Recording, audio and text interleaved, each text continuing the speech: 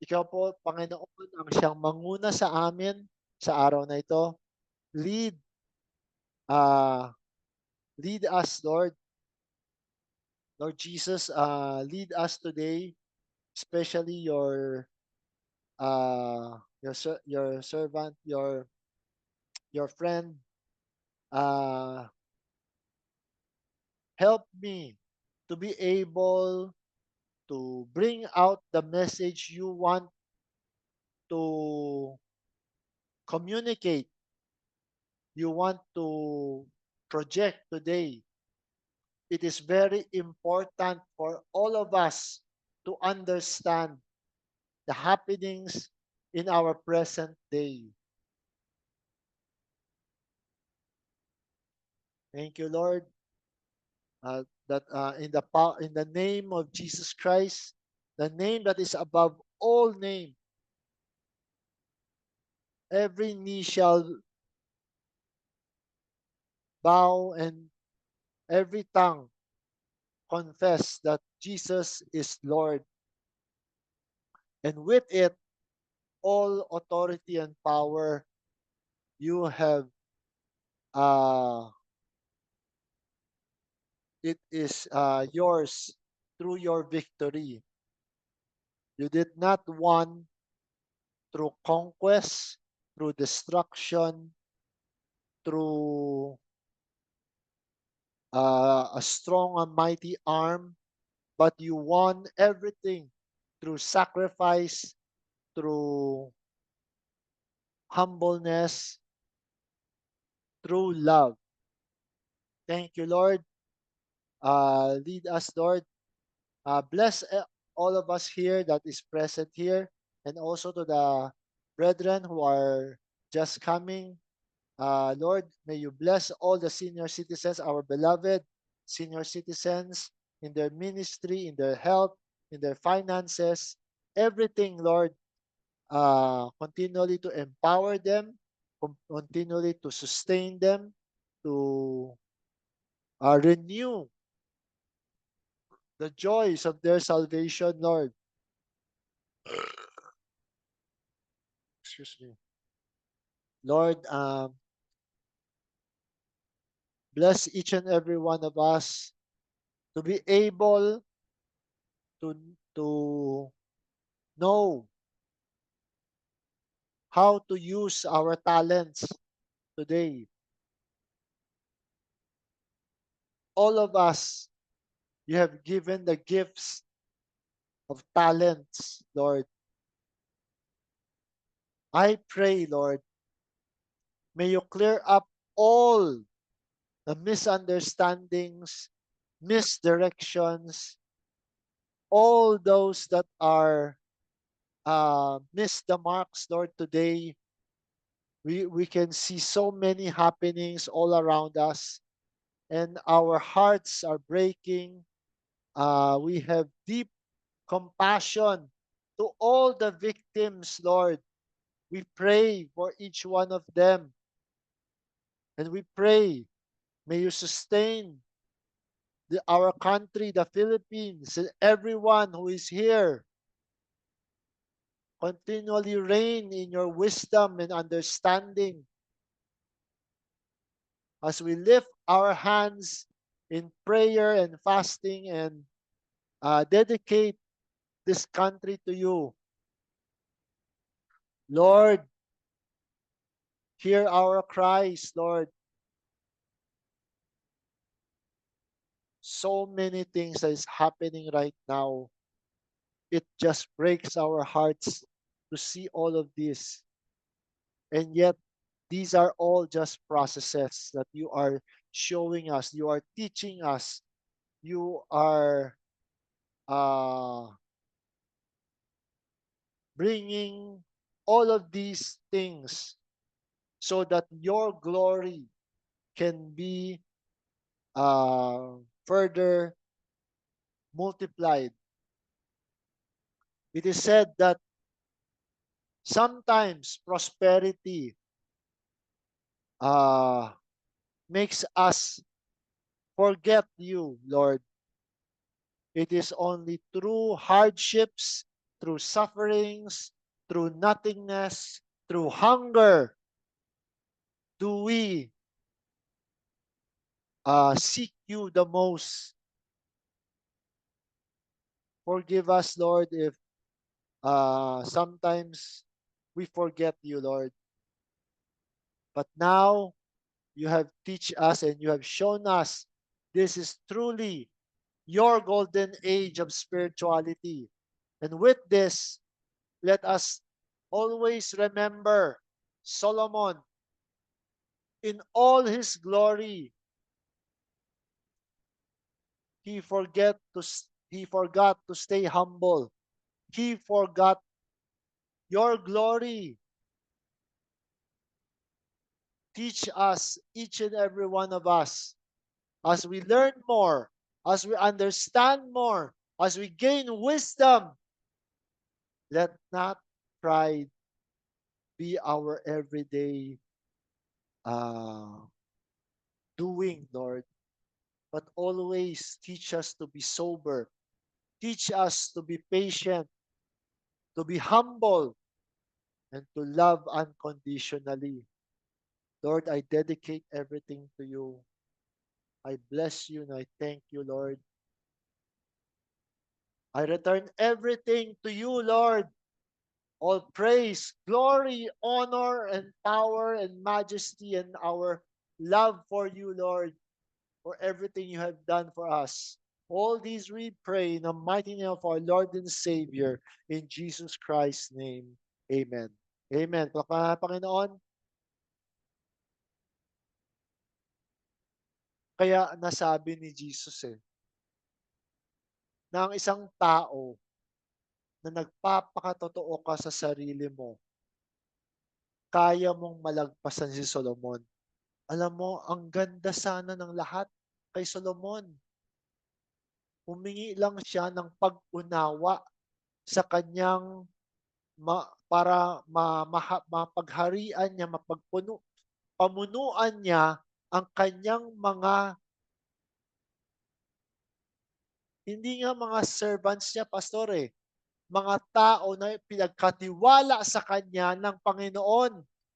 Naging hari siya hindi dahil makapangyarihan, hindi dahil sa kanyang sariling gawa. Kaya siya naging hari ng Israel, pastor. Bastardo pa nga yan di ba?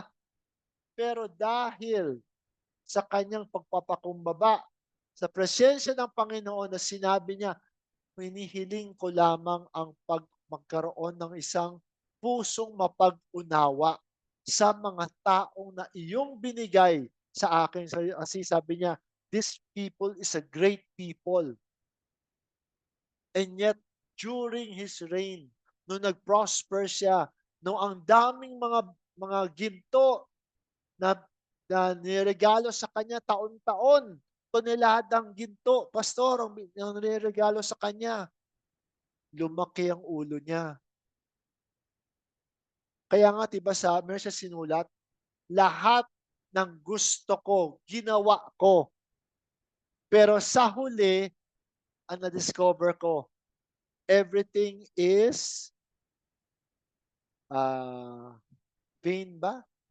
Ano, everything is, meron siya sinabi, na walang saysay kapag wala ang Panginoon. Vain, no? Vain. Everything is vain. Everything under the sun is vain. Nangyari yan kay Solomon para aral, pastor, aral sa atin. Ang hari na ang pinakamayaman na hari sa balat ng lupa na walang ibang hari kayang humigit pa sa kanya. Ang haring pinaka-wisest at walang ibang hari na kayang na-attain ng ganong wisdom. Pero nag-fall pa rin siya dahil siya ay nakalimot. Lumaki ulo niya. Yun ang Tagalog. So, turo sa ating lahat yan. Itong golden age natin ngayon, Huwag tayong maging pabaya. Huwag tayong sanang malasing sa gloria na ating ini-enjoy ngayon na spiritual na regalo. Sapagkat lahat ng bagay ay nagsisimula sa spiritual. Bakit sinabi ni Jesus Christ, huwag kang mag-alala sa iyong mga pangailangan. Huwag take no thought, di ba? Huwag mong isipin ang iyong mga pangailangan. But seek ye first the kingdom of God. Minsan, na-share ko na yan, Pastor, di ba? Kung ano yung kingdom of God.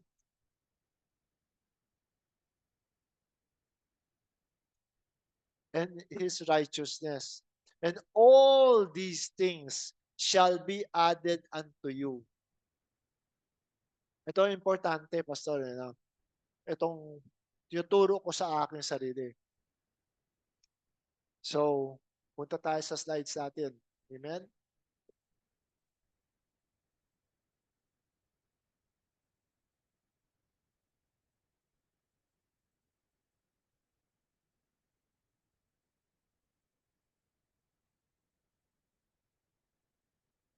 Amen. Sige, teka lang ha. Habang ni-record ko yung Zoom, i-share ko na rin yung slides. Yan. Amen. So, ni-title ko today ay Talents.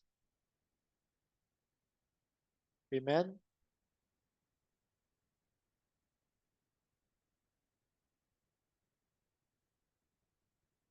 Ah, alam natin, no, na lahat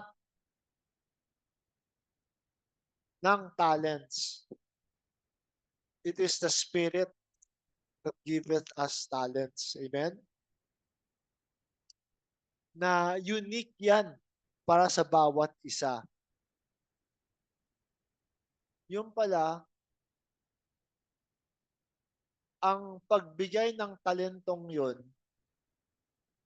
kapag hindi mo ginamit, di ba? So, basahin natin no, yung sa slides.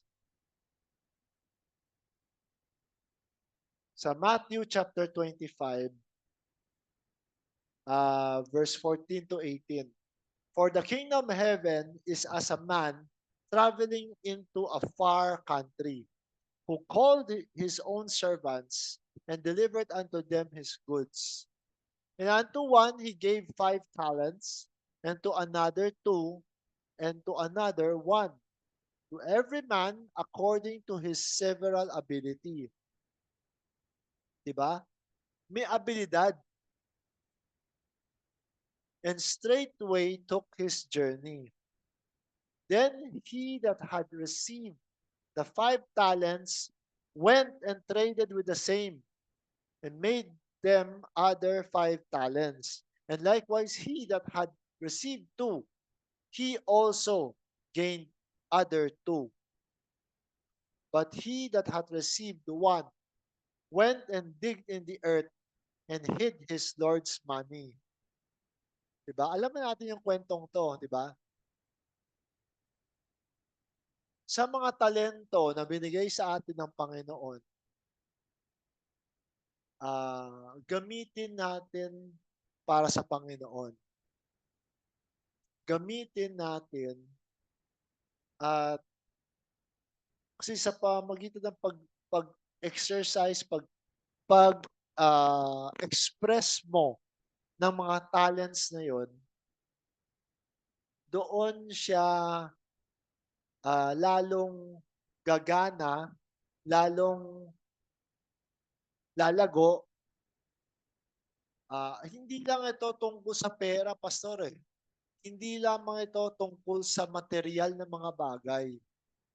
Ito rin po ay tumutukoy sa mga spiritual na bagay. Yun ang importante dito. Tandaan po natin, na lahat po ay nagsisimula sa Espiritu.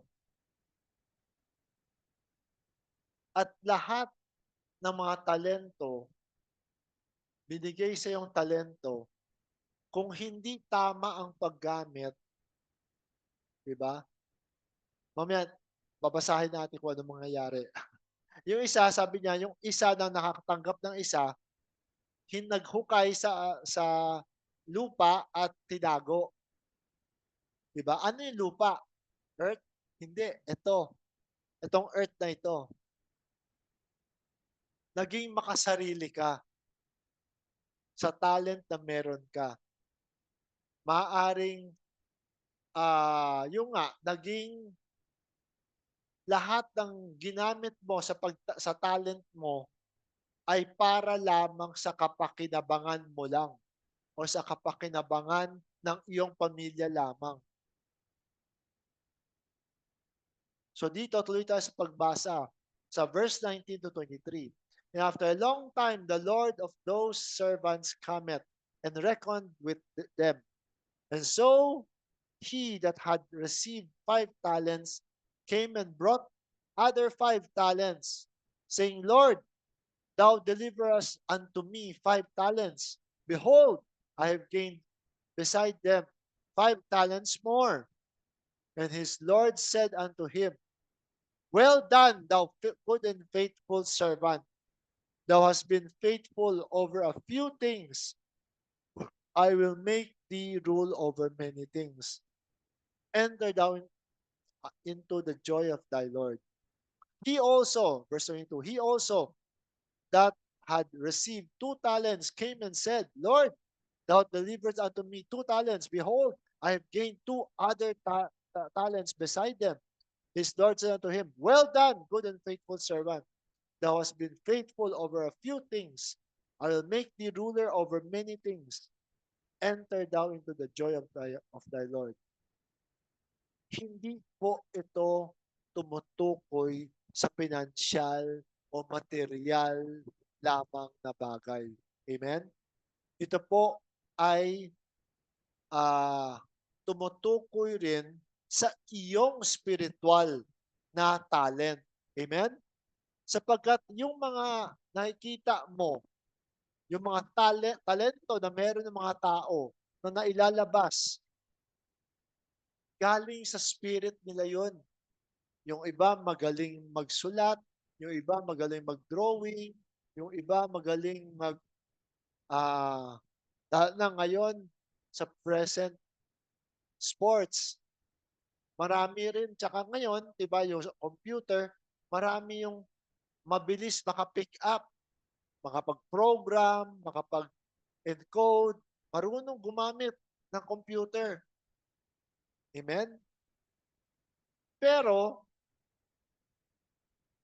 ano nangyari doon sa isa? Verse 24, Then he which had received the 1 talent came and said, Lord, I knew thee, that thou art a hard man, reaping where thou hast not sown, and gathering where thou hast not strewn.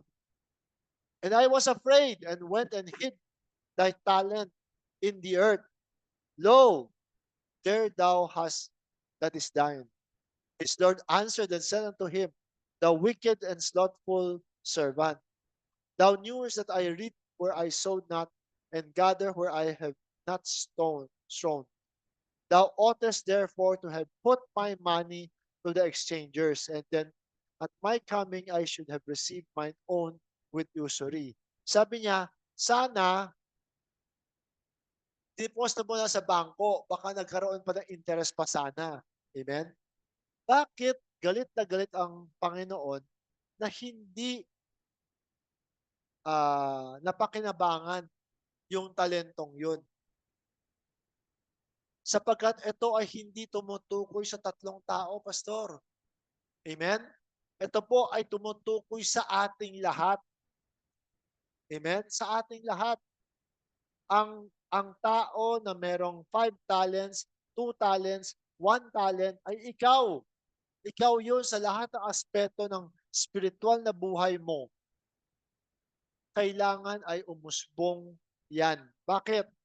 Kasi hindi naman para sa kapakinabangan naman ng Espiritu, pastor. Kung sasabihin mo, ano bang kailangan ng Espiritu sa'yo? Sabi ng propeta, 'di ba? Huwag mong lokohin ang sarili mo na sa tingin mo may kailangan ng Espiritu sa'yo, 'di ba? Kundi lahat ng ating ginagawa ay para sa ating sarili rin, para sa ating kagalingan rin, para sa paghubog mo sa iyong karakter. Yun ang pinakapunot dulo. Bakit ka naririto sa lupang ibabaw? Alam nyo ba, sabi 'di ba, ang ikaw na tao, buhay, alam mo ba yung gaano kahabang proseso, kahirap na proseso na pinagdaanan mo para lang ikaw ay mabuhay? 'Di ba? Ang dami nating struggles, ang daming kung titignan mo yung creation natin, napaka, ah, komplikado. Kung titignan mo, sabi nga nila, isang patak lang ng dugo mo, 'di ba? Sa loob nun, ang daming mga encode na DNA mo, na kompletong DNA mo, pastor. Pero kasi nga, kapag ah, hindi mo in-appreciate lahat yon, parang balewala. In the sense na parang cancer, pastor. Pastor, parang cancer. Alam mo cancer, hindi siya bagay na meron kang kinain kaya nagka-cancer ka. Talagang meron ng cancer. Kasi ang cancer ay yung normal na healthy cells mo nag-mutate, nagkaroon ng abnormality na imbes na nagbibigay buhay, ay pumapatay. Amen? So saan nang galing ang cancer? Sa iyong sarili rin. Amen? It's just that minsan, may mga kinakain tayo na siya nagpapalala nun. Yung mga processed meat, yung processed, di ba? Yung mga, ang daming prosesong pinagdaanan ng pagkain o inumin o ano man. So, kapag hindi natin in-appreciate yung mga talents na yon, yung talents na yun ay kukunin rin ng Spirit sa atin. Kung papaano ang Spirito na kapag, sabi ko nga, tumutulong tayo o nagkikita-kita tayo, di ba sabi ko, always meron tayong fresh manna ng Spirit. Nare-renew yung Spirit natin. Yung renewed Spirit mo, yun ang nagbibigay sa iyo ng energy para continually na-freshen ka, lalong nagiging channel yun na nagiging healthy ka, di ba? Kasi kapag meron kang fresh manna palagi, pastor, yun ang gumagawa ng environment sa iyo para umusbong yung kabutihan, yung kasaganahan, yung healthy, gano'n, di ba? Kapag hinayaan natin ang mga bagay na hindi healthy, 'di ba? 'Di ba sabi nila, kapag matagal hindi pumupunta sa church, ano nangyayari? 'Di ba parang eh hindi naman para sa benepisyo ng spirit ang pagpunta mo sa church, para sa iyong benepisyo rin 'yon. Amen? So something na alam mo maganda para sa iyo pero sadya mo hindi ginagawa, ang Spirit din ang kukunin at babawiin yun sa'yo. Amen? It's like your healthy cells, your healthy spiritual cells, nag-mutate kasi ano bakit? Araw-araw kung ano-ano naririnig mo. Araw-araw may mga politiko, may mga bilyonaryo na gusto pa lalong yumaman. gusto pa lalong yumaman. Kaya meron silang mga minamanipula na mga produkto nila tapos bebenta sa atin na sabing healthy. Tapos yung pala, puro asukal lang pala, pastor. Puro proseso lang pala. Puro flavoring lang pala. Pero label nila healthy, healthy, healthy. Amen? Pero kapag tayo, sensitibo tayo, binabasa natin yung labels, inaalam natin na bumabalik tayo sa nature eh. Tapos na-appreciate natin yung talagang mga bagay na talagang natural yung ingredients. Di ba, Pastor? Doon lalong nagiging healthy ka sa diet mo. Amen? Ganyan din sa spiritual na diet. So, di ba, you are taking an effort in exercising your talents so that you can enjoy life, live long, and prosper. Kapakinabangan ba ng the Great Spirit? Ang pinaka-nakikinabang ay ikaw. Actually, pag nakinabang ka, pakinabang rin sa Great Spirit. Minsan narinig ko, sabi nila, kapag ang bakit kung may totoong makapangyarihan na Diyos, bakit merong suffering, Pastor? Tapos nakita ako, nabasa ko pala, sa Psalms pala, Pastor, lahat ng mga pinagdaraanan nating hirap ay alam ng Panginoon. Pati yung mga luha natin ay kanyang bilang, na binobote niya eh. Amen? So kung sa tingin natin walang pakialam ang Panginoon, di ba? Bago pa man din, kaya nga gumawa ang Espiritu ng paraan na magkaroon ng kordero ng Diyos. Amen? Ang kordero ng Diyos ang siyang naging daan para mapawalang saysay sa atin ang kasalanan. Nawala ang kapangyarihan at kabagsikan ng kamatayan, Pastor. Amen? Death is now just change, destruction, annihilation. Anong gusto pa nila sa tawaging term nila sa pagsawi? Lahat yan ay naging transformation. Sapagkat tayong nakakaunawa at alam natin kung anong kahihinatnan natin, hindi na po tayo natatakot sa kamatayan. Ngunit kasama nito, kapag inabuso mo ang katawan mo, nandito ka sa lupang ibabaw para mag-manifest, para mag-bring out yung attributes niya.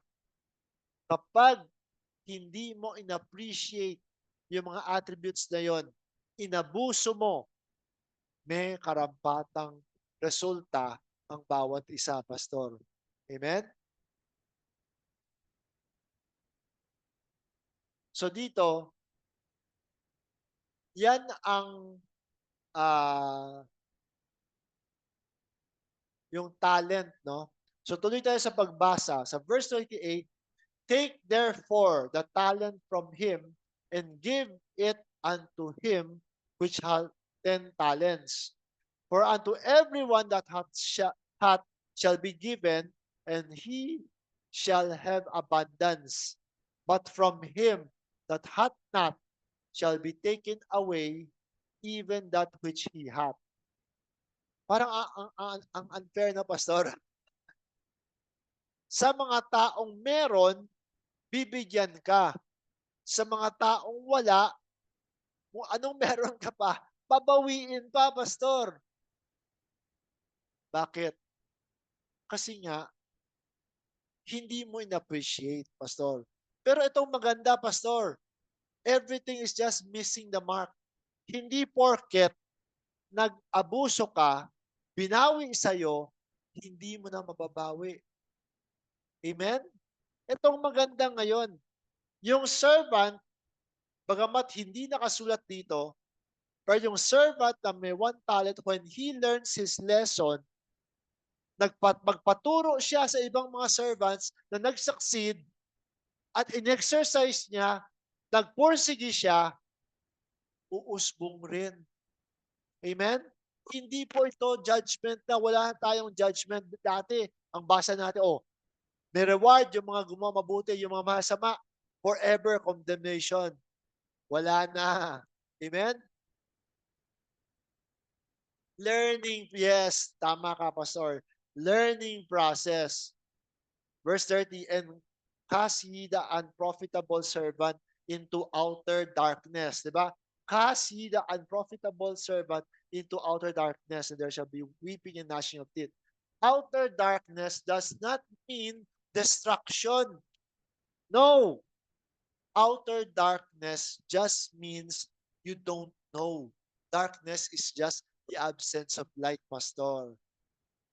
Sa mga taong pinili na kumiling sa baluktot, lalong babaluktot ang buhay niya, Pastor. Pero kapag ang taong yun ay um, tumiwalag sa kanyang baluktot na paraan, may pag-asa po sapagkat ang Panginoon, yan na lang ang, alam mo, yan na lang ang great love ni Jesus sa ating lahat. Hindi po ito wala na pong condemnation.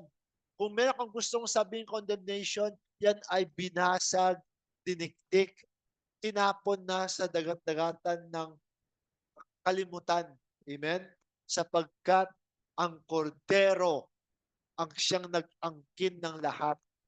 Sino ka ba na siyang magsabi? Sino dapat maimpyerno? Sino dapat malangit? Ikaw na ama ng iyong mga anak, matitiis mo? Diba?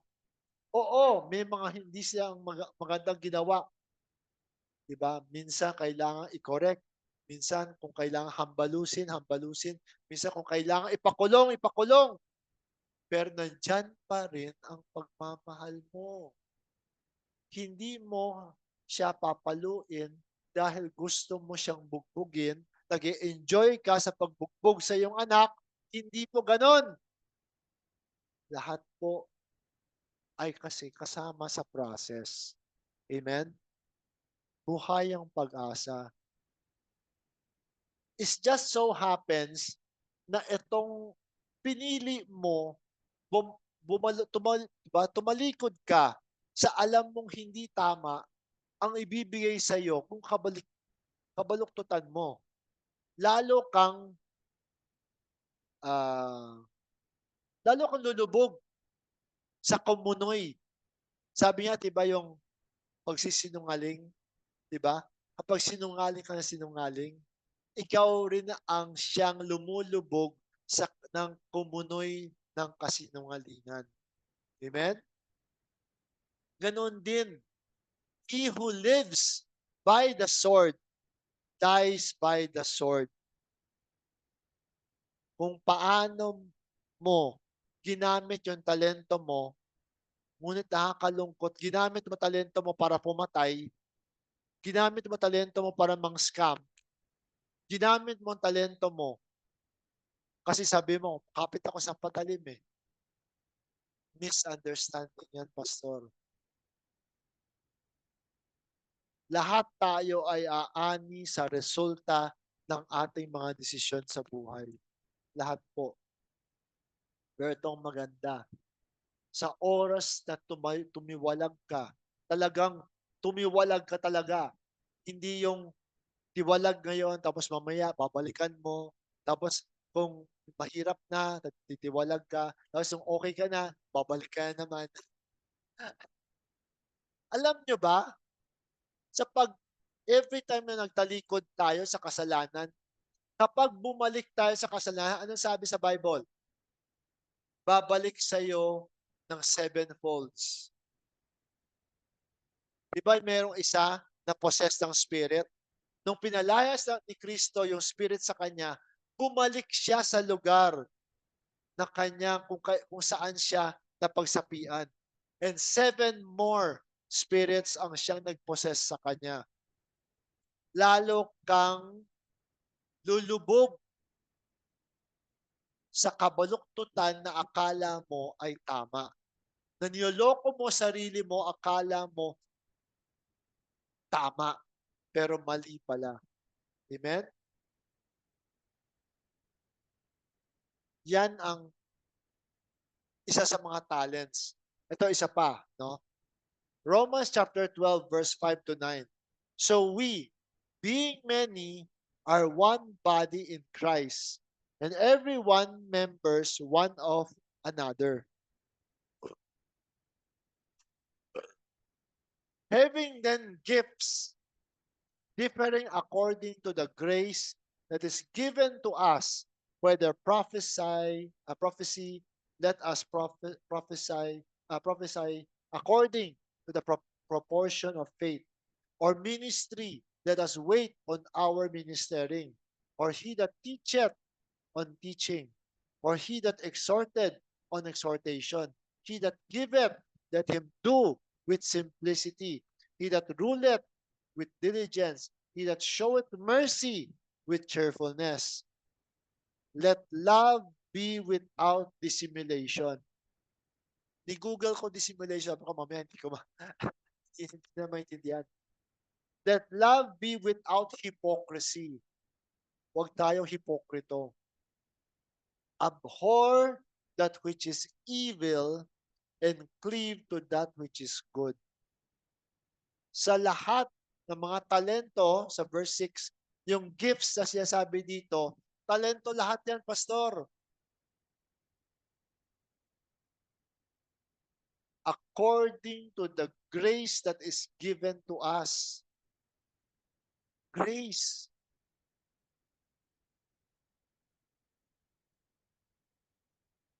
Sabi nga natin, di ba, na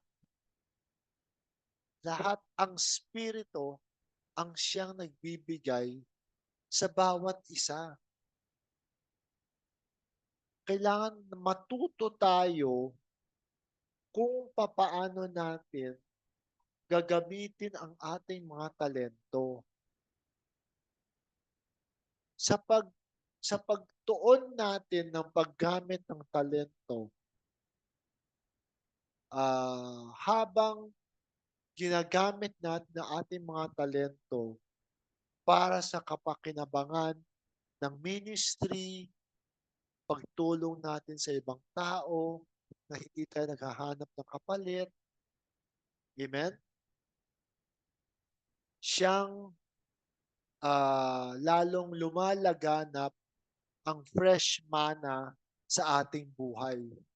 Amen? It is being renewed every day as you are going about giving your talent to your ministry. Anong ministry mo? Diba? Ikaw, may jail ministry ka. Ako bilang pastor. At sa iba-ibang mga tao, may teacher, may student, o ano man. Ano man yung ministry mo. Amen? Huwag tayong makalimot. Huwag tayong tumulad sa mga nakikita natin sa social media na binabaluktot yung mali ginagawang tama at yung tama ginagawang mali. Kaya sabi dito let love be without hypocrisy. Huwag kang hipokrito. Meron tayong isang senador, di ba? Hipokrito talaga, pastor. Kapag hindi niya kaalyado, di ba? Pero kapag kaalyado niya, pinaprotektahan. Ang dami mga senador. Nakakalungkot nga eh. Hello. Shalom. Kaya napaka-importante yung paggamit natin ng ating talento. Huwag tayong abhor. Sabi nga dito ni Brother Don, abhor that which is evil. Parang mandiri ka sa mga bagay na hindi tama and cleave to that which is good. Cleave, parang alam mo yung kapag kinasal ka, 'di ba? Sabi sa scripture, iiwan mo ang iyong tatay at nanay at ah, ano 'to, magiging isa ka kasama ng iyong asawa. Amen? Sa ganoon ang kabutihan. Ang mga kabutihan na kahit na sa tingin mo kokonti lang ang gumagawa o walang gumagawa, 'wag mong iwan 'yon. Amen? Sapagkat yan diyan uusbong ang buhay. Diyan ang uusbong ang, ah, buhay na walang hanggan. At sa mga bagay na missing the mark, alam mo yung mga tao, alam na alam nila yung missing the mark, pero sinasadya pa nila, pastor. Kasi akala nila wala silang pananagutan. Akala nila walang nakakakita. Makakatakas sila sa walang pananagutan. Ikwento ko sa inyo si Samson. Si Samson, nung ang Israel ay nasa ilalim ng pagsakop ng mga Palestino, nag-raise ang Panginoon ng isang judge na pangalan si Samson.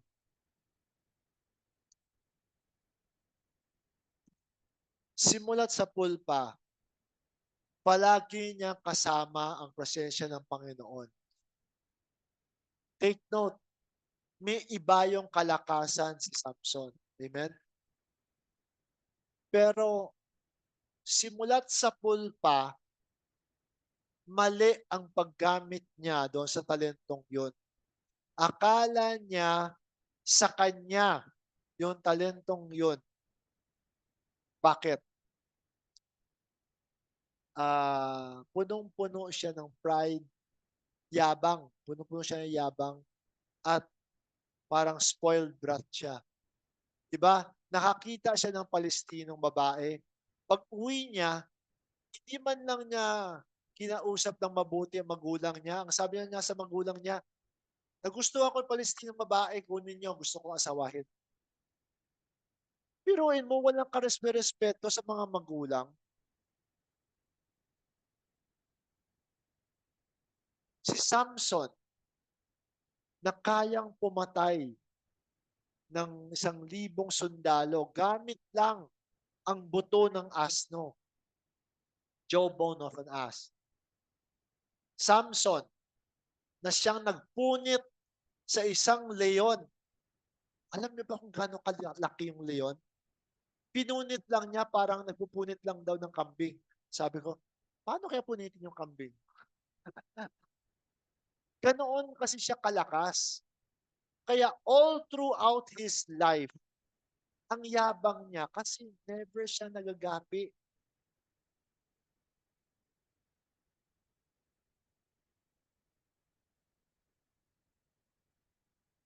So, nung dumating si Delilah, nakakatawa nga to eh. Nung tinatanong ni Delilah, yung kahinaan niya, obvious naman eh, na kakampi si Delilah sa mga Palestino kasi 3 beses, di ba siyang, sabi niya, mga Palestino nandito. Nung nandyan na, di ba, pinupunit lang niya yung mga nagapos. Kasi yung unang beses, sabi niya, igapos mo ako ng ganong tali at hindi ako makakawala. Nung nakagapos siya, sabi niya, mga Palestino nandyan. Sinira lang ni Samson. Tatlong beses o 2 beses niya. Alam niya na hindi totoong pagmamahal ni alam niya na ibebenta siya ni Delilah sa mga kalaban. Pero sa sobrang yabang niya, akala niya hindi matatapos na palagi siyang mananalo. All throughout yung ministry ni Samson, makikita mo, hindi siya nanalangin masyado. Hindi nga siya nagpapasalamat sa Panginoon sa pagpapala eh. Yun lang nung nagutom siya isang beses, tapos yung spirito, binigyan siya ng tubig sa pamamagitan sa bato. Uminom siya, umalis na. Hindi man lang nagpasalamat. Every time na nagmamanifest yung superpower niya, ang spirito ng Panginoon ang siyang nagbibigay kalakasan sa kanya. Pero dahil sa kayabangan niya, akala niya siya yun. All the while, hanggat sa sinabi niya, ang kahinaan niya ay kapag pinutol mo ang aking buhok. Nung pinutol yung buhok niya, di ba? Nung dumating yung mga kalaban, nung ginapos siya, akala niya makakawala na siya. Hindi na siya makawala. Hindi dahil sa buhok, take note, kundi ang Espiritu ng Panginoon ay umalis sa kanya. Hindi na niya napansin. Kaya nung ginawa ng kalaban sa kanya, dinuklot yung mata niya, binulag siya, at dinala siya sa templo para ipagyabang nila. So, hanggat sa pinakadulong-dulo, no? Yung pinaka ilalim na naabutan ni Samson sa buhay niya. Doon siya natutong manalangin. Nanalangin siya, nagamitin siya ng Panginoon upang gawin niya ang kanyang purpose sa buhay. At maging tagapagligtas ng kanyang bayan. Kaya niya nagpagiba ang templo. Yung napatay niya doon sa paggiba ng templo ay higit pa na mas marami kaysa sa lahat ng pinatay niya nung buhay siya. So nakita natin, kahit na ikaw ay bukod palang puspos sa Espiritu ng Panginoon, pwede mong piliin na magyabang. Pwede mong piliin yun. Kumpara, sabi ko sa inyo, di ba si Joseph the Dreamer? 10 ng kanyang mga kapatid, binenta siya, ni-tridor siya. Diba? Matagal siya naging slave. Tapos nung nasa bahay ni Potiphar, naparatangan pa siya ng mga bagay na hindi niya ginawa, nakulong siya ng walang kasalanan. Ngunit dahil sa presensya ng Panginoon, pinapanaginip siya, nakakapag-interpret siya ng panaginip. At sa pamagitan nun, siya ay naging second in command kay Paraon. At nung dumating yung 10 mga kapatid niya, hindi niya pinapatay. Hindi niya, di ba? Sabi pa nga niya doon sa mga yung 10 kapatid niya na silang gumawa ng karumal-dumal sa kanya kasi gusto niya patayin siya eh. Binenta na lang niya sa slavery. Pero sabi niya sa mga kapatid niya, huwag kayong matakot. Huwag nga man lang kayong sisihin sarili ninyo eh. Kasi ginamit ng Panginoon ang inyong kasamaan sa akin para maging daan para ang ating bayan ay maligtas. So, di ba? Nasa iyo eh.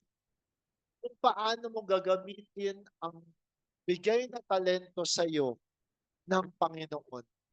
Pero itong maganda sa Panginoon, anumang piliin mong daan, makakarating ka sa paggawa mo sa kalooban ng Diyos sa iyong buhay.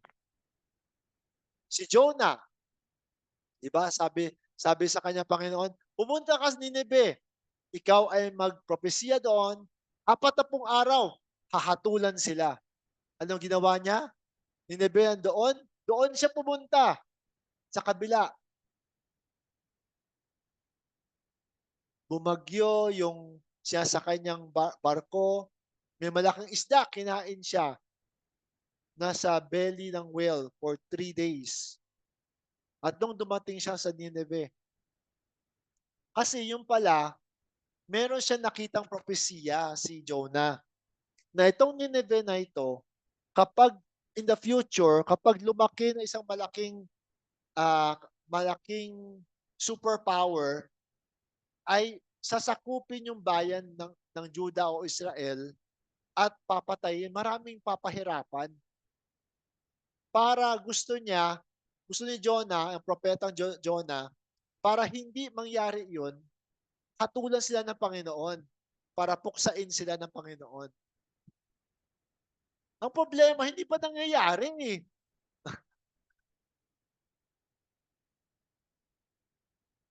Pero yun ang pinili ni Jonah eh.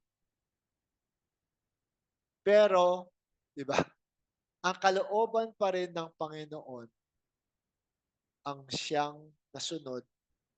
Nagpropesiya siya, nagsigaw siya. Alam nyo ba, usually ang propeta, kapag kasi kapag ginamit ka ng Diyos na mag-share, di ba? Kailangan ang concern mo ay salvation para sa taong sinesharingan mo. Di ba? Kaya ka nga may dalang gospel eh. Di ba? May pagdating ni Jonah doon, sabi lang niya, 40 araw, hahatulan kayo ng Panginoon. Ni wala man na sabing, kailangan mag-repent, kailangan wala. Gustong-gusto niyang mahatulan, mapuksa ang bayan ng Nineveh.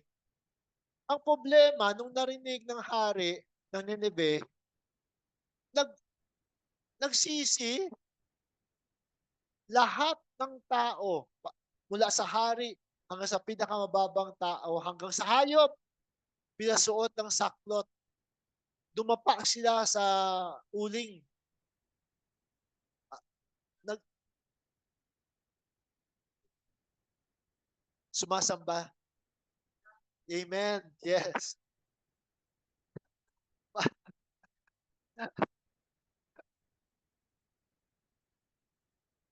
Kaya nga eh. Na yung alam nyo, yung disobedience ni Jonah, yun ang ginawang daan ng Panginoon na lalong nagpaengganyo sa Nineveh na totoo itong taong ito. Totoo yung mangyayari, totoo sinabi-sabi niya. The Spirit can use your disobedience to accomplish His will in your ministry. Ang problema, sabi ni Brother Don, nasa sa'yo yun. Kung gaganap ka ng ministry mo, kung gusto mo, sumakay ka sa kotse, mag-enjoy ka sa aircon, papunta sa iyong ministry, o tanggi ka ng tanggi hanggang sa kailangan gapusin ka ng spirito, ilagay ka sa harapan ng kotse at darating ka sa ministry mo. Alam mo ba kung gaano kahirap yun? Nakatali ka sa fender, sa harapan ng kotse. Oo. Kasi sa sobrang tigas ng ulo mo. Pero darating at ma-accomplish ang will ng Panginoon sa iyong ministry.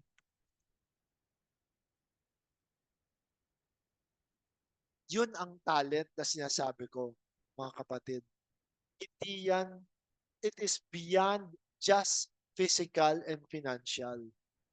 When we concentrate, kaya nga kaya sabihin ni Jesus Christ eh, di ba?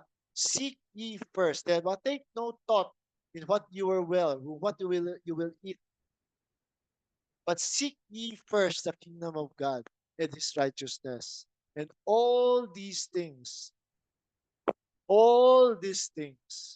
shall be added unto you. Amen? So, tuloy tayo sa next slide. Sa 1 Timothy chapter 4, verse 8 to 12, no? Sabi ito verse 8, for bodily exercise profiteth little, but godliness is profitable unto all things, having promise of the life that is now and of that which is to come. This is a faithful saying and worthy of all acceptance. For therefore we both labor and suffer reproach, because we trust in the living God, who is the Savior of all men, especially of those that believe. These things command and teach. Let no man despise thy youth, but be thou an example of the believers. Kaya nga sabi niya, napaka-importante na simulan mo ang pagkilala sa Panginoon habang bata ka pa. Amen?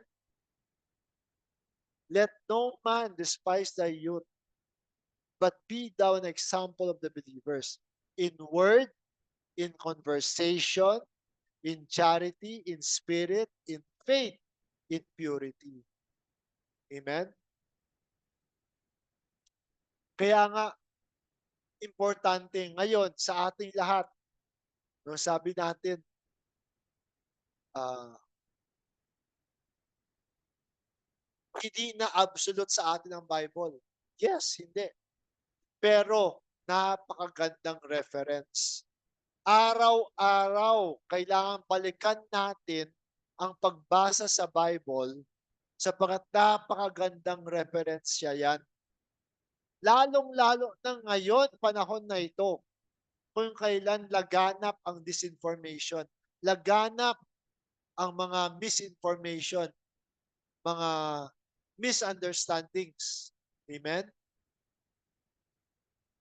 Kung saan ang dami natin nakikita, gawain ng mga politiko, yung mga mataas na posisyon sa gobyerno, gawa nilang tama yung mga mali. At yung mga mali ginagawa nilang tama. Tapos nagpapa-pray over, di ba? Nagsisimba. Godliness is profitable unto all things. Kahit na walang gumagawa, kahit na ikaw lamang ang siyang gumagawa, do it anyway. Amen? Sapagkat ehemplo ka. Ehemplo tayong lahat. Especially ako. Ito, mas mabigat yung ehemplo na kailangan dalhin. Amen? Because much that is given, much is required. Amen? Sabi ko nga pala, di ba last time na nag-share ako, bakit may mga mayayaman? Bakit may mahihirap? Nandyan ang mga mayayaman sapagkat ginamit sila ng Panginoon para punan ang, ang maging channel, ginamit sila ng Panginoon, channel para sa pamagitan ng Panginoon, dadaan sa mga mayayaman para tumulong sa mga mahihirap. Much is given, much is required. Amen?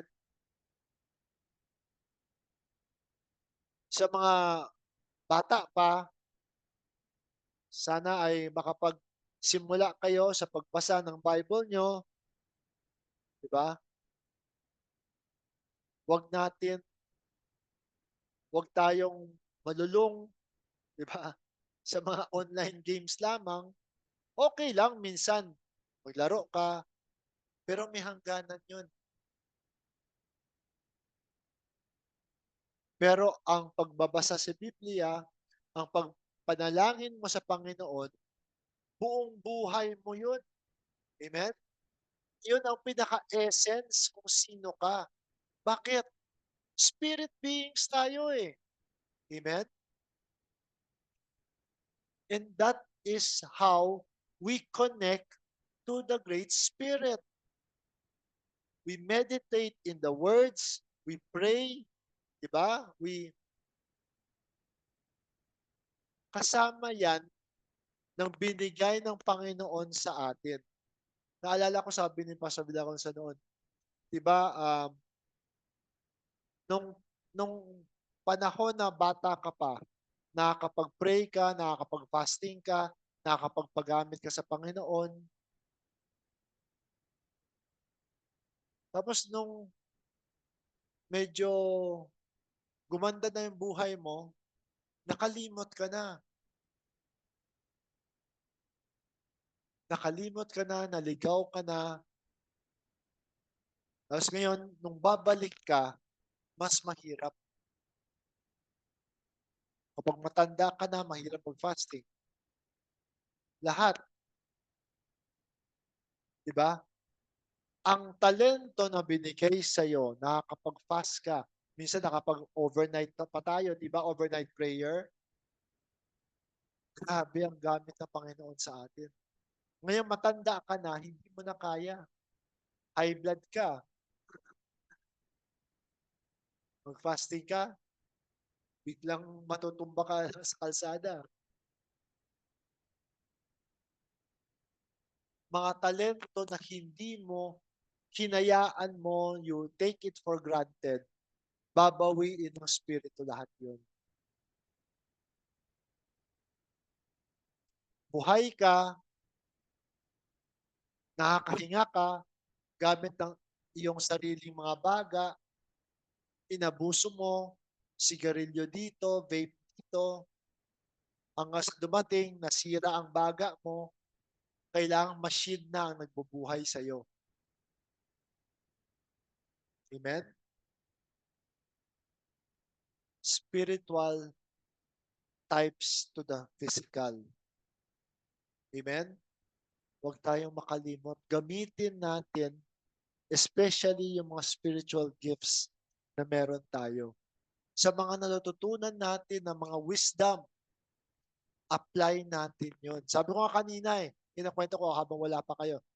Sa Haring Solomon, ang pinaka mayaman na hari sa balat ng lupa. Siya rin ang pinaka-wisest na hari sa balat ng lupa. Sabi, witness to ng Spirit ng Panginoon, walang ibang tao na gagaya sa'yo. Mula sa nakaraan hanggang sa presente, walang makakagaya sa'yo. Pero ano nangyari? Habang tumatakbo ang panahon, yung mga regalong nakukuha ni Solomon, toneladang ginto. Tapos, nung binilang yung tonelada ng ginto, alam nyo ba, it is 603 scores and 6. The number of man. Na-focus siya sa carnal na mga bagay. Gusto niya palaging magkaroon ng peace sa Israel. Kaya siya ay kumuha ng iba-ibang mga asawa sa iba-ibang mga lupa. Kumuha siya alliance. Kasi dati yung mga kaharian may alliance. Yung alliance mo, papakasalan mo yung mga anak ng hari ng ibang bayan.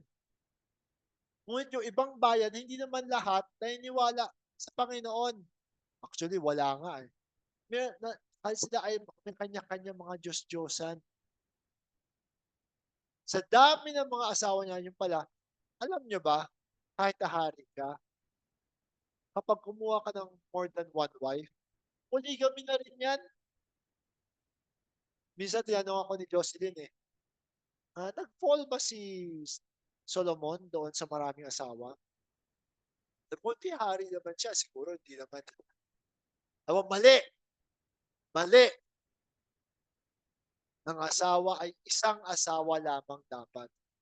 Doon nagsimula ang kanyang fall. Hanggang siya nakinig sa mga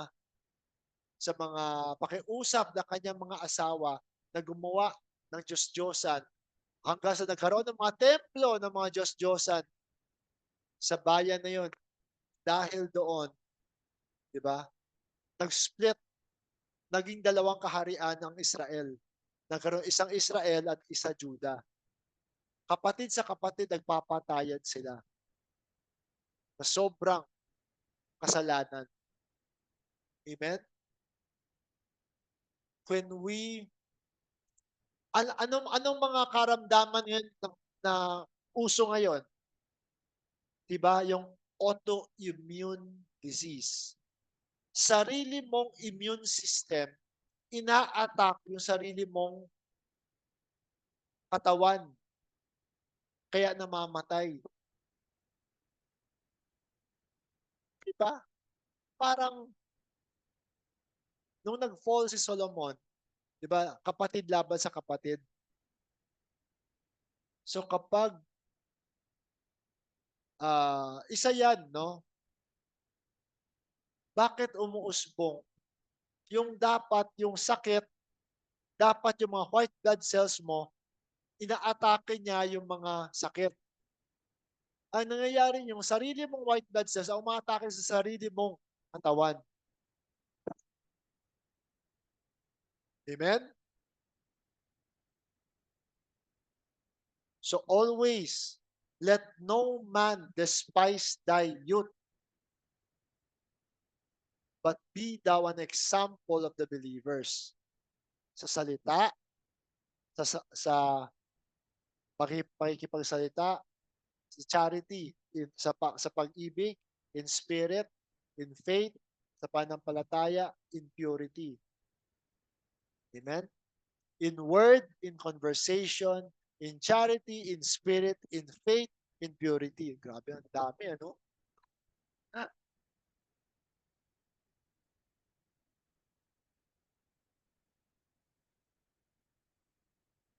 kasama yan sa talento natin, mga kapatid. Simulat sa pool pa eh. Ever since na-convert tayo, di ba? Ang layo na narating natin. At sa mga kaisipan na alam natin na hindi tama, huwag natin gamitin yung bagong understanding para maging shield para pwede kang gumawa ng hindi tama. Amen? Hindi po. Kaya nga, every day, no, uh, kino-correct ko ang sarili ko kung kailangan i-correct. Amen? So, tuloy tayo sa pagbasa. Sa 2 Timothy chapter 3, verse 14 to 17. But continue thou in the things which thou hast learned and hast been assured of, knowing of whom thou hast learned them. Diba? Yung mga natututunan mo, patuloy ka lamang doon sa mga natutunan mo. 15. And that from a child thou hast known the Holy Scriptures, which are able to make thee wise unto salvation through faith which is in Christ Jesus. Kaya nga, napaka-importante na balik tayo sa Scripture. Amen? Sapagat napakagandang reference yan. Kahit na, di ba? Minsan kasi, as time goes on, kailangan may reminder tayo sa sarili natin. May nagpapaalala. At the same time, na every time with this new understanding, when you read the Bible becomes a new book to you. Amen? Bumubukas yung bagong understanding. Na ito dati, ganun pa yung niwala namin ah. Ngayon, mas makabuluhan pa. Amen? Kaya importante, balik sa pagbabasa. All, verse 16, all scripture is given by inspiration of God and is profitable for doctrine, for reproof, for correction, for instruction in righteousness, that the man of God may be perfect, thoroughly furnished in all good works. Diba? Profitable. All scripture is given by inspiration of the Spirit. It is profitable. Amen?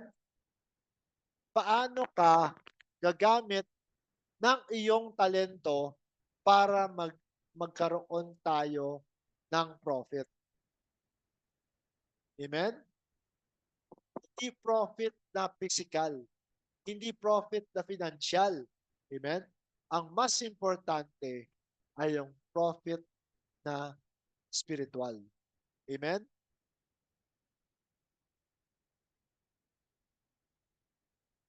At tuloy tayo sa pagbasa sa verse 16. This I say then, walk in the Spirit, and ye shall not fulfill the lust of the flesh. Galatians chapter 5, verse 16 to 18. This I say, walk in the Spirit, and ye shall not fulfill the lust of the flesh.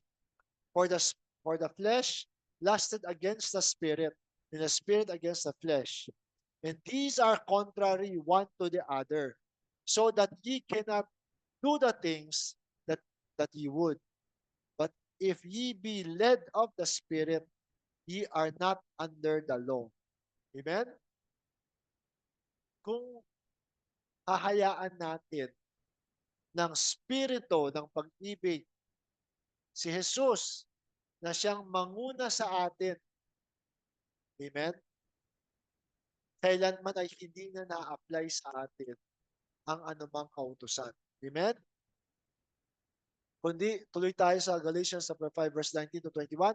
Now the works of the flesh are manifest, which are these: adultery, fornication, uncleanness, lasciviousness, idolatry, witchcraft, hatred, variance, emulations, wrath, strife, seditions, heresies, envying, murders, drunkenness, rebelling, and such like, of the which I tell you before, as I have also told you in the past, that they which do such things shall not inherit the kingdom of God. Amen? Hindi ninyo masusumpungan ang kaharian ng Panginoon. Ibig sabihin parang mas, alam mo yon yung parang, sabi nga kanina, diba, yung one talent, nung binaon niya sa lupa yung talent na binigay sa kanya ng kanya Panginoon. Sabi ko, yung lupa, hindi siya yung lupa na lupa, kundi itong lupang ito. Naging makasarili siya. Kaya niya binaon sa kanyang lupa para lang sa kanyang kapakinabangan.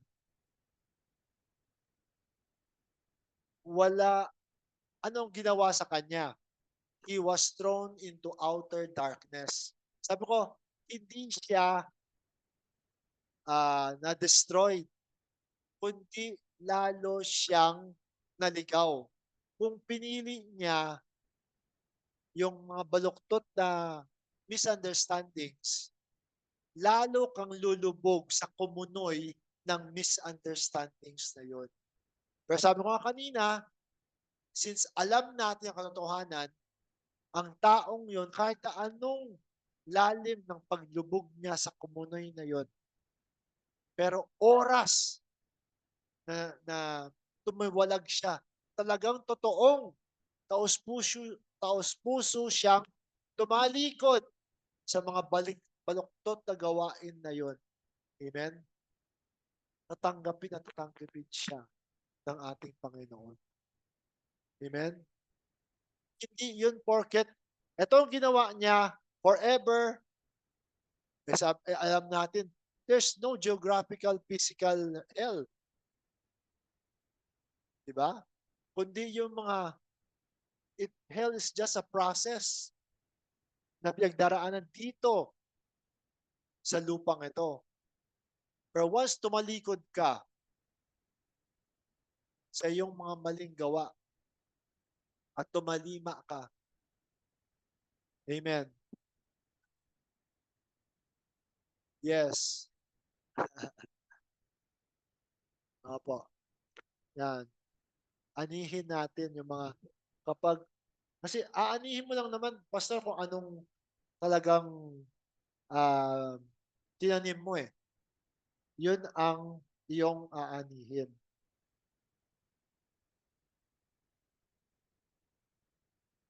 So, tuloy tayo.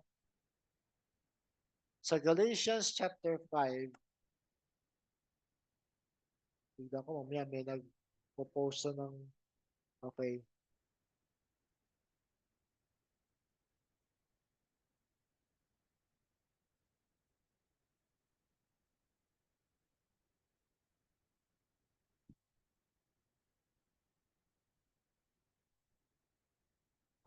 So dito sa Galatians chapter 5, verse 22 to 26, but the fruit of the Spirit is love, joy, peace, long-suffering, gentleness, goodness, faith, meekness, temperance.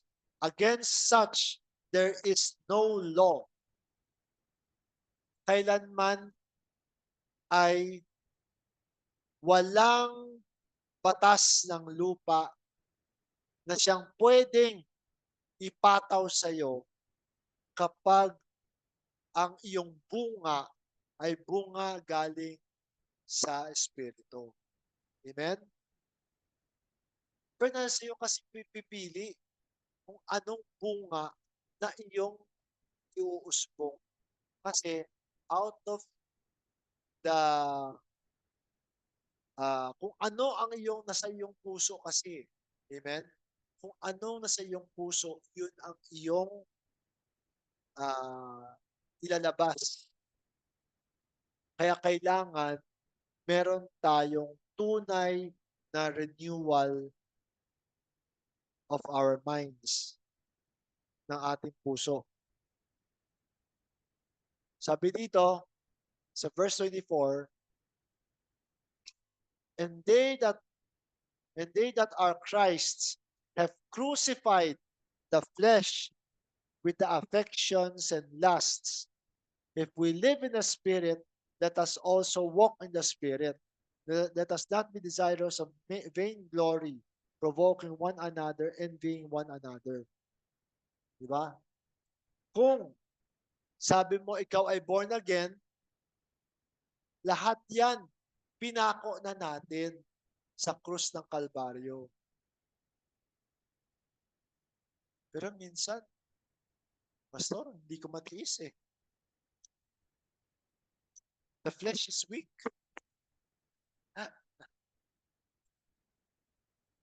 Sa dami ng iyong experience, sa dami ng mga aral na iyong pinagdaanan sa buhay, tapos pipiliin mo yan, aanihin mo rin yun. Amen? Yan ang talent. Talent na tayo mismo pinipili natin araw-araw. Ano ang bunga na pwedeng umusbong sa akin sa araw na ito dahil sa mga pinagagawa ko sa buhay ko. Amen? So Ephesians chapter 2 verse 12 to 16. That at that time you were without Christ, being aliens from the commonwealth of Israel and strangers from the covenant of promise, having no hope and without God in the world. But now, in Christ Jesus, ye who sometimes were far off are made nigh by the blood of Christ, connecting us to the Father. Amen?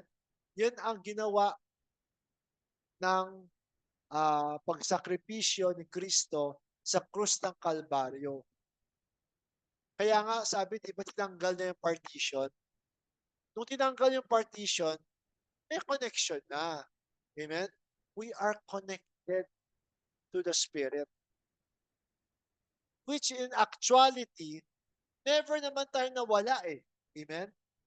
Pero, dahil sa ating limitasyon at sa mga baluktot dating pamamaraan, hindi natin kayang masumpungan ang connection na meron tayo sa Great Spirit. Pero dahil ginawa ni Kristo, nabuksan yung natanggal yung harang sa mga mata natin. Kung papaano nilagyan ng Panginoon ng tabing ang bansang Israel para sila po as a nation, talikuran at ipinako nila si Kristo sa krus ng Kalbaryo para ang kaligtasan ay matamo nating mga hintil. Amen? Nabulag ang Israel as a whole. Hindi naman lahat ng Israel kasi marami siyang yung mga disipo, marami naman naniwala. But as a whole, yung bayan, binulag sila for our sakes. Amen? Pero ito, di ba? Binulag sila ng Panginoon, pero hinatulan sila no, sa kabulagan na ginawa nila. Amen? Kasi may aral sa atin yan. Sa ating lahat. Yung paghatol ng Panginoon, ano yun? Pastor, paghatol ng Panginoon, it is the tender loving hand ng Panginoon. Every time sa tingin mo merong hatol, may gustong ituro sa iyo ang Panginoon, nilid ka ng Panginoon sa isang pag pag-fulfill mo ng kanyang propesiya at kanyang kalooban. Amen? Kaso naging matigas ang ulo mo, kaya hambalos ang naabutan mo. Ano yun? Ano yun hambalos na yun? Tender loving ng Panginoon. Sabi mo nga kanina alam niyo ba nakasulat sa Salmo na alam ng Panginoon ang pinagdaraan ng hirap ng bawat isang tao. At iniipon ng Panginoon ang lahat ng mga luha natin sa isang bote. Ibig sabihin, yung luhang tumulo sa'yo, lahat yun bilang ng Panginoon. Kailanman huwag isipin na pinapalo ka ng Panginoon kasi gusto kang paluin, kasi masama kang tao. Kundi lahat yon ay by purpose, tinuturo ka papunta sa anong kailangan mong i-accomplish according to His will para sa kabutihan, hindi lamang sa iyo, kundi sa lahat.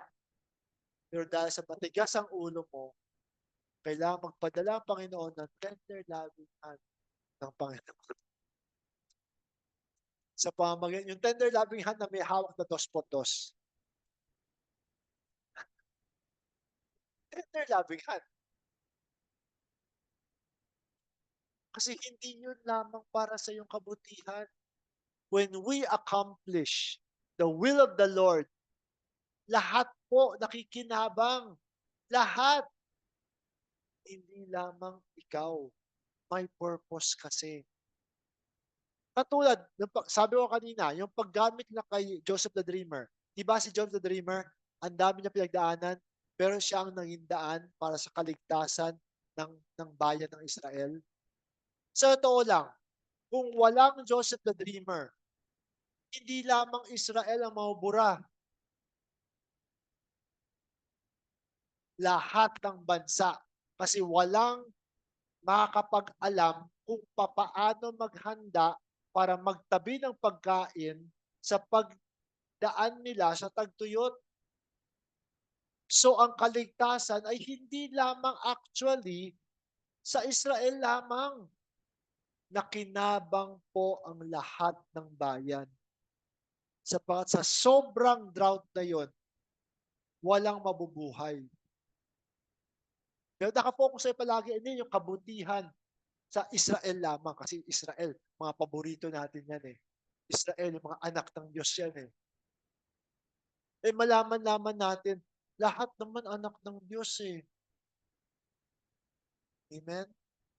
So, yung ginawang kasamaan kay Joseph, pero nag-decide siya, ginamit niya yung wisdom na binigay sa kanya ng Panginoon, naging daan para siya naging pagligtas sa kanyang bayan. Pero hindi na siya nagmayabang. Actually, nang dahil sa kanya, naligtas niya ang maraming bayan. Amen? For the greater good ng karamihan. Kasi nga, yun ang kalooban ng Panginoon. Tingnan nyo actually, from the start, si Joseph, hindi naman siya humble actually Oh, pastor, Numumusong ka.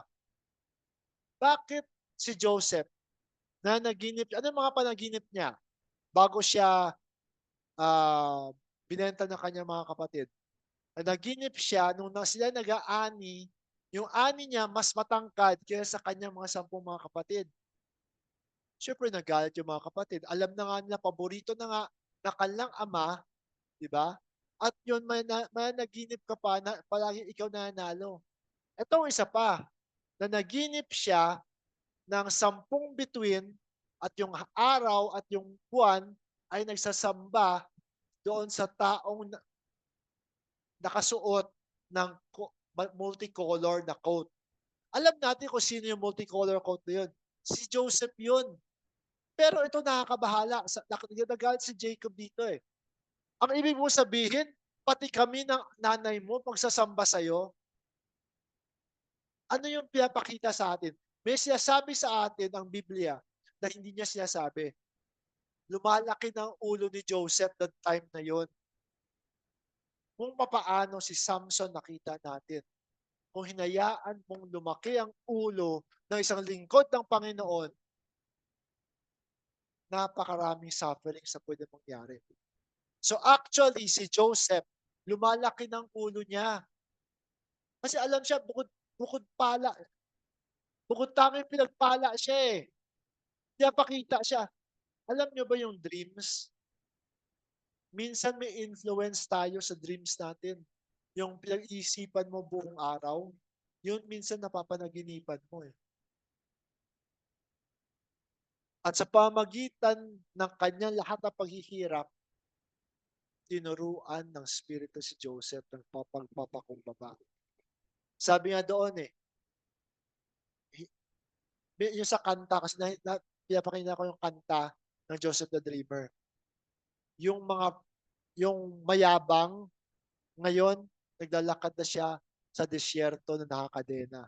Kasi binenta siya ng mga kapatid niya. Yung, yung, yung ulo na laging nakatingala, parang yabang, ngayon, nakabaw palagi at nanalangin sa Panginoon. Kasi hindi niya alam kung ano mangyayari sa kanya habang dinadala siya papuntang Ehipto. Amen? Tinuruan siya sa pamagitan ng mga proseso pinagdaanan niya na maging humble, magpasubmit sa Panginoon. Amen? Kung hindi niya pinagdaanan yun, sabi ko sa inyo, para siyang Samson. Magyayabang yan. Lahat po tayong lahat, kapag hindi ka nakakatikim ng pag-humble sa iyo, pagdurog sa iyo ng Espiritu sa buhay mo, lalaki at lalaki ulo natin. Amen? Di ba ang ganda? When you read between the lines, naunawaan mo na. Nakita ni Joseph yung dating hindi kaaya-aya niyang attitude na yun at alam niya hindi yan dapat ginagawa ko. Ngunit nakita niya, nag-humble down siya, ginamit siya greatly ng Spirit at imbes na abusuhin yung blessing na yon, siya nagpakumbaba. Siya, ano inalala niya? Yung pagmamahal niya sa kanyang mga kapatid. Yun ang nanaig sa kanya eh. Lalong nanaig yung pagmamahal niya sa kanyang mga kapatid nung nakita niya ang pinakamamahal niyang kapatid na si Benjamin. Amen? Amen? Kahit na anong pinagdaraan natin, bawat isa, kapit lang, kapit lang. May purpose ang Panginoon. O kunyari, naging matigas ang ulo mo, yung tender loving hand ng Panginoon. Tandaan mo, nothing is happening by accident. The Lord is always in control. Amen? Always. May tinuturo sa atin bawat isa on a personal level. Itong maganda ngayon, hindi na tayo nakatutok lamang kay pastor lamang. Siya lamang ang hierarchy. Kasi mula sa spirit, bababa sa pastor, bababa sa mga ama. Tapos pag wala sa Sunday, alam mo na, eh, gawin natin personal ang relasyon natin sa Panginoon. Personal. Kaya nga sabi ni Jesus Christ, came not to judge the world, but to save the world. Ako ngayon, bilang pastor nyo, ako lamang ay shepherd ninyo. Ako lamang ay example. Amen? Nakasulat sa Biblia, di ba? Ang pastor dapat hindi Panginoon sa kanyang mga tupa. Kahit na ginamit ka ng Panginoon sa pag-convert sa mga tao, pero hindi yan tupa mo. Tupa yan ng Panginoon. Ginamit ka lang ng Panginoon. Kaya nga nag-post ako eh.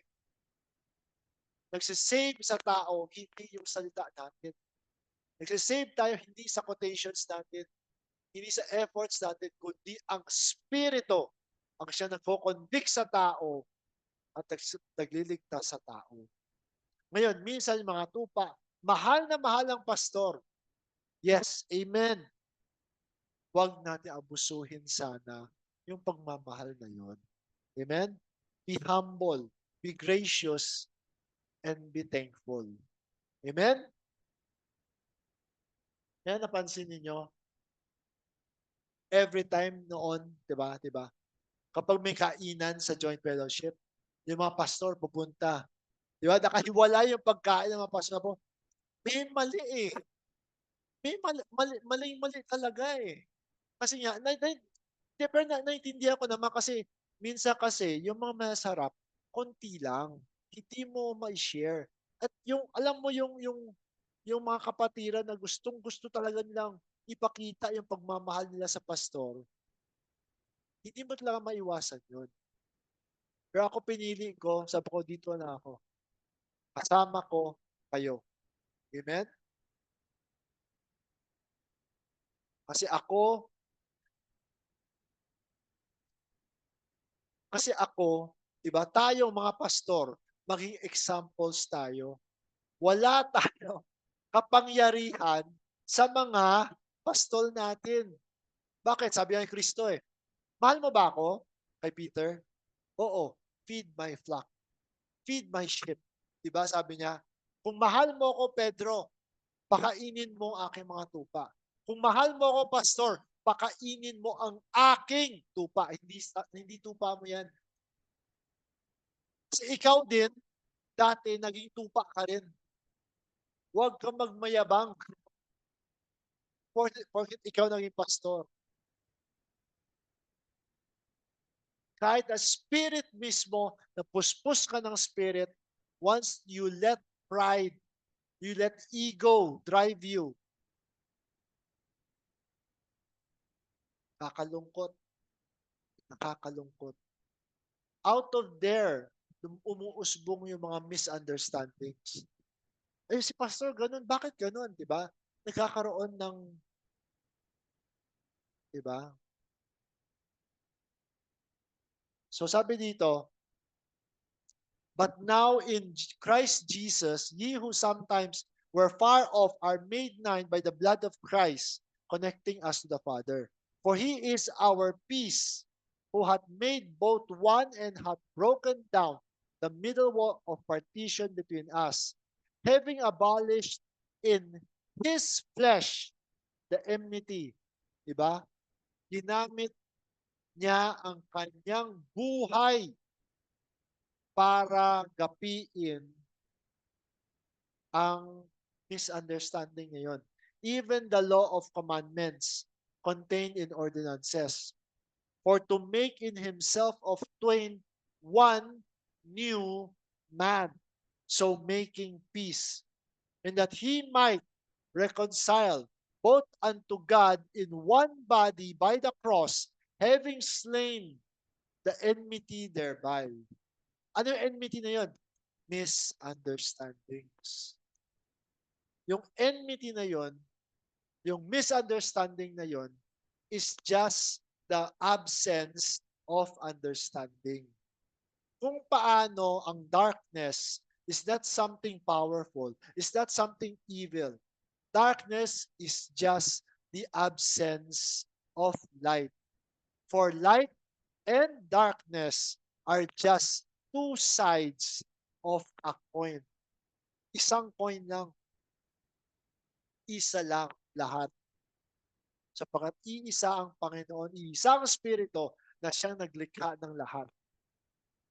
Pero itong ganda ng understanding na yun, na walang anumang misunderstandings, walang evil, walang anumang kasabaan na kayang magbigay takot sa atin. Kasi alam natin wala namang kapangyarihan yun eh. Amen?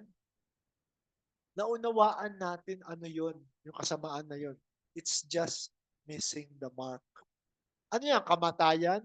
May susi si Kristo. Ano yan? Impyerno? May susi si Kristo. Nasaan si Kristo? Doon, doon, doon. Di ba sabi nila, huwag kang maniniwala kapag tinuturo nila si Kristo kung saan-saan. Sa'yo, si Kristo. Sino bang may hawak ng susi, ng impyerno, ng kamatayan? Tapos matakot ka.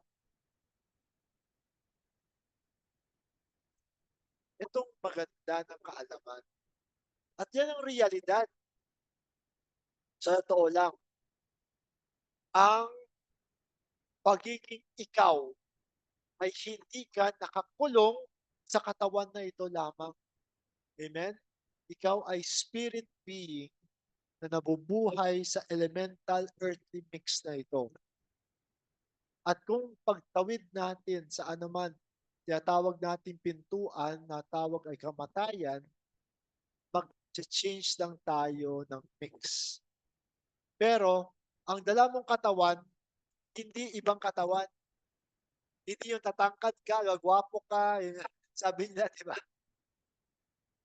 Ikaw rin yun. Pero hindi, alam nyo, when we exist beyond the earth,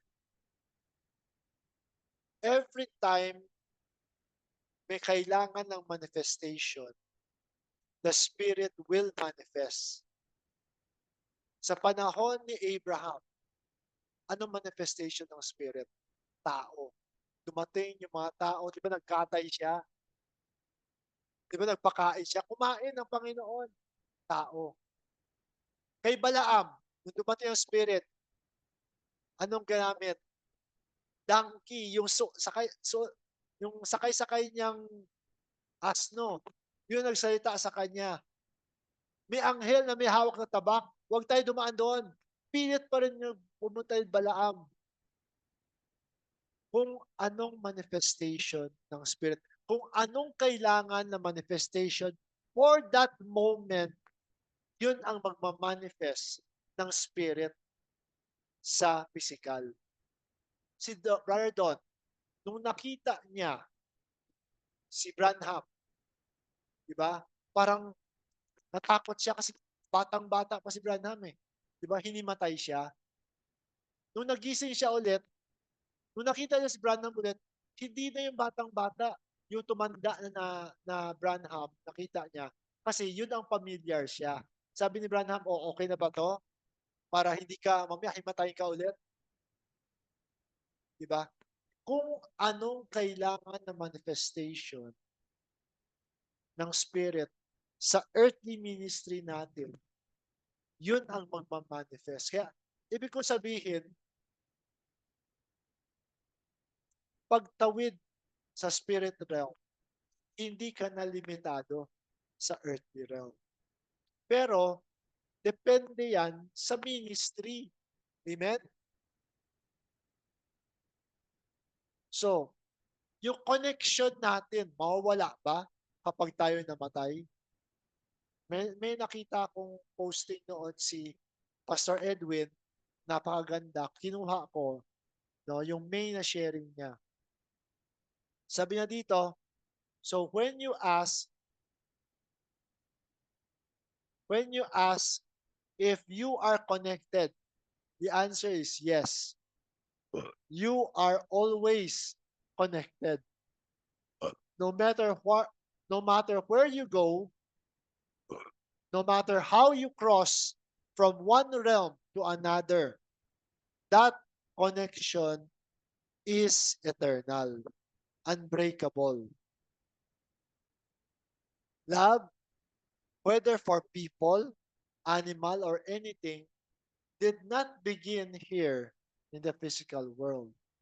It formed here with you, but it has always existed. And because of your shared experience in this realm, that love grows stronger. When you cross over, you do not lose anything. You do not leave love behind. Instead, you draw closer, more deeply connected, more fully in love. Each crossing is not an ending, but a deepening. That is what this journey is truly about. Becoming ever more united with the eternal, with the eternal connection that never fades. Amen? Kailanman, walang kapangyarihan ang anumang kabaluktutan na kayang putulin ang connection mo sa eternal, yung eternal connection mo.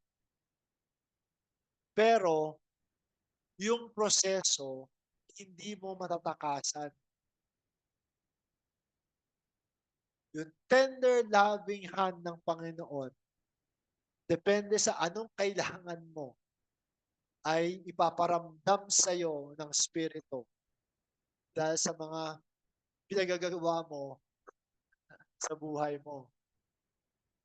Whether yakapin ka o hambalusin ka, pero lahat tayo ay konektado one way or another.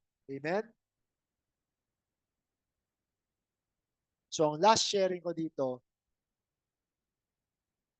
quote ko, the best time to help people is when they need your help the most. Love divine is living for others. Paano tayo nakaka-connect sa tao? Paano tayo lumalalim ang ating samahan bilang tao? Sa pagkikare, sa pagtutulungan, sa mga munting kabutihan na ating nagagawa sa ating kapwa. Amen?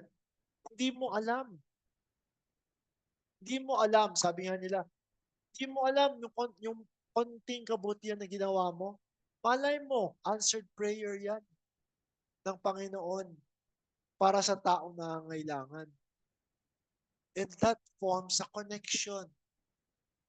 Yung kabutihan na binigay mo, yung answered prayer para sa taong yun, naging deeper yung connection niya with the Spirit sa kanyang buhay. Amen?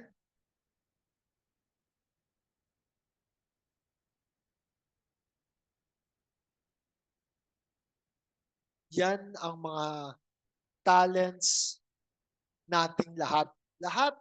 Lahat tayo may kanya-kanyang talento. Pero ang importante ay hindi tayo hiwalay sa isa't isa. So yung mga ginagawa natin sa lupa, in one way or another, marami naapektuhan. Amen? Marami. Kaya nga importante, ang kabutihan, ang pagbabago, ang, di ba, learning from sa mga mistakes natin. Kasi, example tayo bawat isa eh. At the same time, yung effect ng ginawa mo, kung papaano ang yung kabutihan na binigay mo, ginawa mo, sabi ko nga, yung kabutihan na binigay mo, iikot at iikot rin yan, babalik rin yan sa'yo. Amen? Ganoon din ang kabuluktutan. baluktot na ng ginawa mo sa kapwa mo, akala mo nakatakas ka, akala mo hindi ka mahuhuli, akala mo wala kang consequence, one way or another, babalikan at babalikan ka. So kung pipili ka, sana piliin mo na yung maganda, mabuti. Pero yung nga, minsan kasi mabilis sabihin, mahirap gawin. Pero ang maganda is kapag sinasabuhay mo na, yung araw-araw na gawain mo na, hindi na siya hindi na siya mahirap gawin. Kasi natural na sa'yo yun. Kasi ang sistema ng mundong ito, may mga taong nagpapatakbo ng mga bagay na hindi kaaya-aya, na kinondisyon tayong simula't bata pa, kinondisyon tayong lahat. Hindi lamang itong bansang ito, sa lahat ng mga bansa na akala natin sa tingin natin yung mga mabubuting gawain ay napakahirap. Hindi. Ang mabuting gawain ay napakabilis lang gawin. Pero for the longest time, kinondisyon tayong lahat. Hindi. Huwag kang maging, di ba?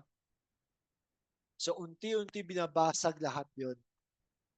Lahat yon. Kaya nga, inuhubad na natin yung tradisyon na yon.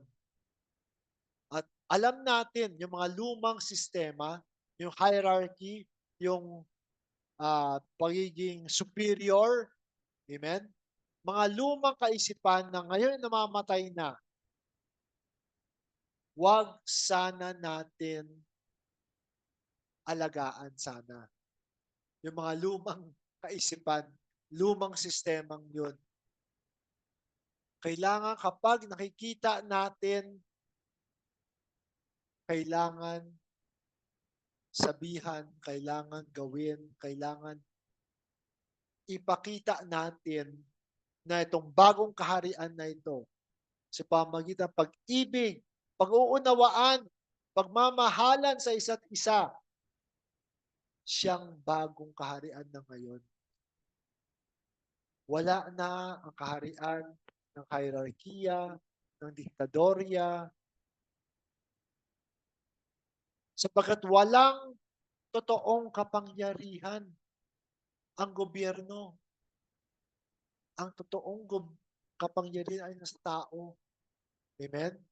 At ang importante dito, kailangan mag-usbong ang kapangyarihan galing sa mga tao sa pamagitan ng pagmamahalan. Nakita natin kapag tumalikod ng bansa mo sa Biblia, yung pinagbabawal na sa eskwelahan, yung Biblia, pinagbabawal na sa eskwelahan, yung manalangin, ano nangyari?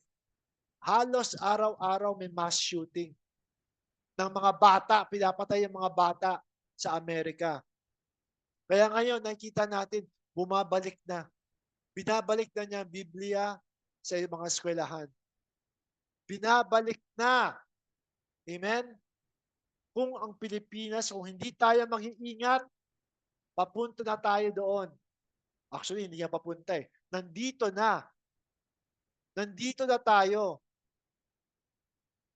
Maaring hindi tayo nagpanukala na pagbabawal ng Biblia, pagbawal ng pagpanalangin, pero naging laganap ang disinformation sa social media. Lahat ng mga bata, sa online lahat.